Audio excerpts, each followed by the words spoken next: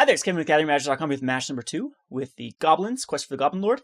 Yes, we'd like to play first. I think this is a very, very keepable hand. It's kind of awkward, but we'd have the Shared Animosity and the Dragon Fodder. Hordeling Outburst coming up. Kind of slow. But that's the good news about some of these Goblin decks is it doesn't flame out as quickly as like the other Goblins. We can just mount and pass a turn. And we do have some pretty good plays. We do need to draw that third mana source.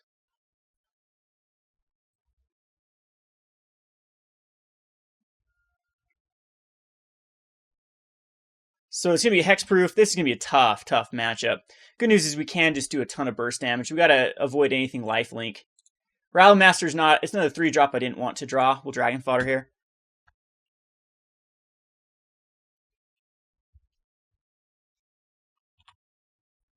So best case scenario is we draw another land and then we Hordeling Outburst and then Shared Animosity. Can hopefully push through. But Ethereal Armor is rough. And if he puts like a Rancor on it, that's pretty rough.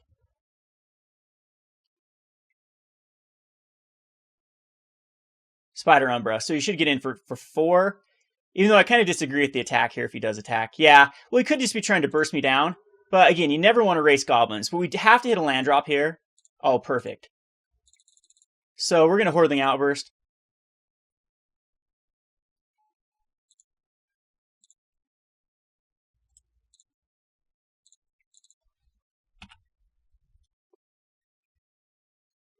And if he doesn't have any sort of lifelink and decides to attack in, we should be really good.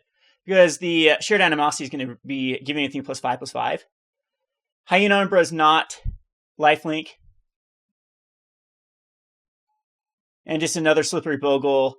It's still lethal, right? Yep, he's dead next turn. Alright, do not, if you are another player, do not race the Goblins. It's not the wisest choice.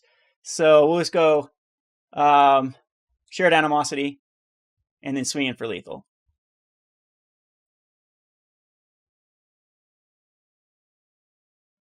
So I think this is 2 matchups in a row that I don't quite think the outcome would have been in our favor if our opponents would have just sat back and kept some blockers up.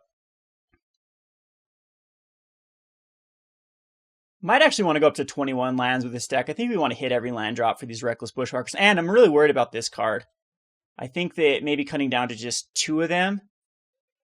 It's just rough to try to chain these up with 3 drops, because that's 5 mana that we want to consistently get to. But he scoops because everything will get +5/+5, so they're actually attacking in for 6. That's 30 damage on board. He can only block 1 of them.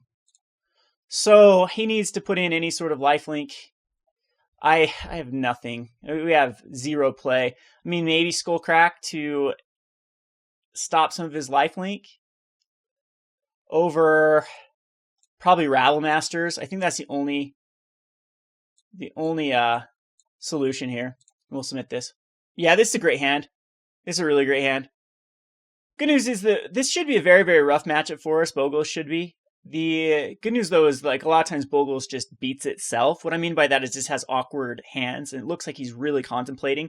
So what happens is you have like 3 creatures in opening hand and 2 lands. That only means that you have 2 enchantments to pump up your guys. And a lot of times they can be very awkward ones like Hyena Umbra and Spider Umbra. So they don't really make your guys very strong. And you're off to a really slow start. And then if you start top decking into more lands and more creatures, then it's just, yeah, you could get beat by a draft deck. That's how kind of clunky the deck can be. After playing, I used to play Bogles. It's actually one of my very first playing on budgets from Modern that we ever did if you go back in the archives. And I had a lot of frustration with the deck. A lot of moles to 5, things like that. So I think that's probably one of the reasons you don't see Bogles show up in the Pro Tours a lot. That I think that if you want a deck that runs very similar to how Bogles runs, I think Infect is the better call. It's a lot more resilient to bad hands and it's a lot better at top decking in my opinion. But Bogles does have some good match, like when UWR control is big or creature-based decks are big. Bogles is a very solid deck to play. We'll go ahead and keep this hand. I don't think we can get much better than this. Dryad Arbor, that means you won't be able to cast anything first turn. Too bad we don't have any removal. It could just kill his land. First turn Stone Rain does not seem bad, so we'll go Quest for the Goblin Lord.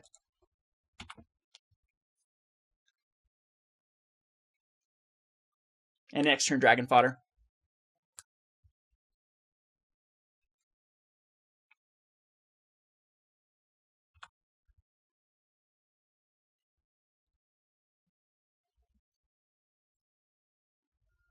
So here should come a Bogle.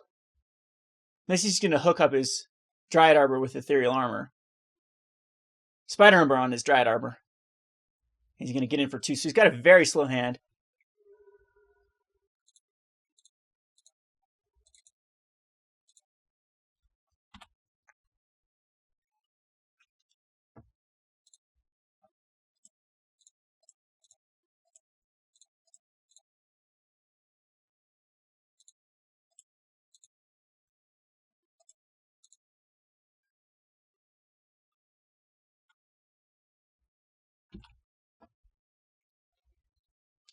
Just might be top heavy on a lot of lands. Like Daybreak Coronet would be huge here. I don't think I can come back from a Daybreak. Next turn I have to go Goblin Chieftain. And then after that, if we can hit a land, we can double Bushwhack kick. But any life gain here, and I am on a pretty significant clock.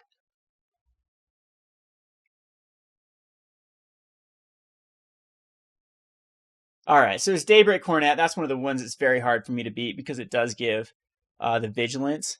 So I will take the 5. He'll go up to 22. It just gives him everything they want. But, I mean, there was a very, very, very risky play to try to hook up Dryad Arbor that first turn to a Spider Umbra. Lightning Bolt just, in response, just, yeah, pretty much seals the deal. We have a Mogg War Marshal, which actually is what I'm going to play here, because it gives me a blocker next turn, because this just gives Vigilance, First Strike, and Lifelink. He doesn't have Trample or anything at the moment.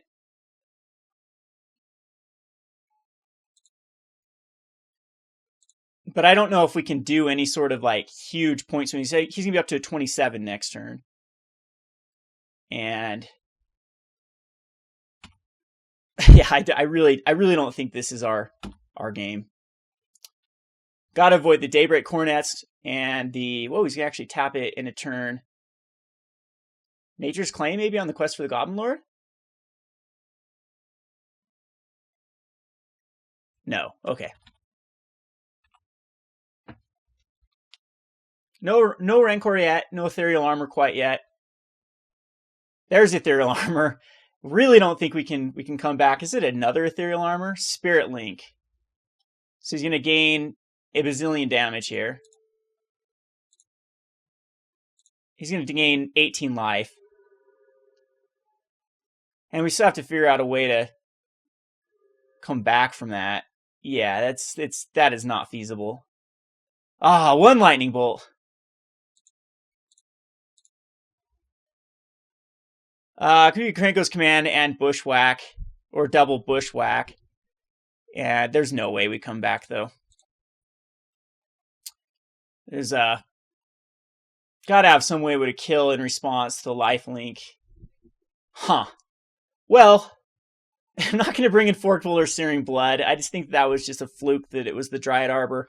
If that was on a Slippery Bogle, then the Lightning Bolts would have been useless.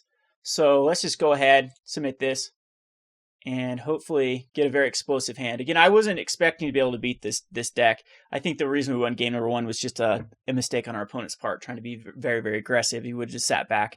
I think it would have been fine. Sit back and stabilize.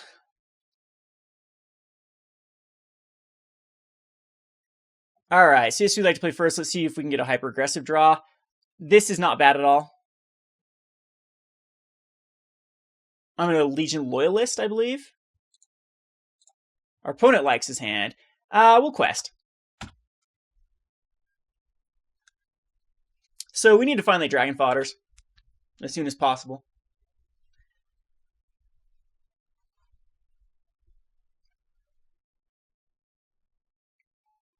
And there's the Gladecover Scout.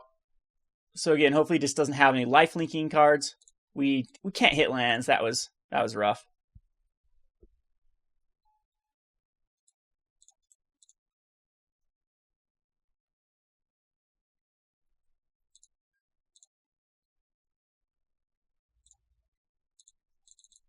Attacking with Legion Loyalist. Legion Loyalist is a lot of times a card I want to keep back for the Reckless Bushwhacker. Unfortunately, drawn that out of the land. Dragon Fodder, Moggus would have been, or not Moggus, the War. So Ethereal Armor, hopefully it doesn't Rancor here, or another Ethereal Armor. Spirit Link, yeah, this is exactly what we were going to try to avoid. Just the life link capabilities here, because it puts him back up to 21. And now we really need to hit powerful cards. Hordeling Outburst is a powerful card.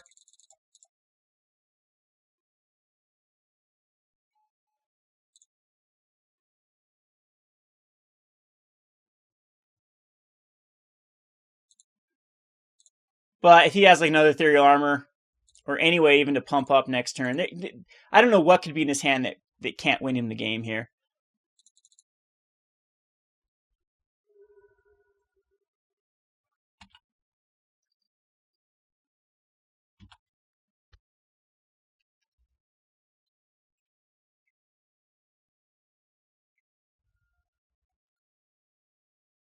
Yeah, Daybreak Coronet. Yep, this is 14 life. And is this another Ethereal Arm? Another Spirit Link. So he's going to gain 24 life here. So need to avoid all the life gain, and he literally gets it all.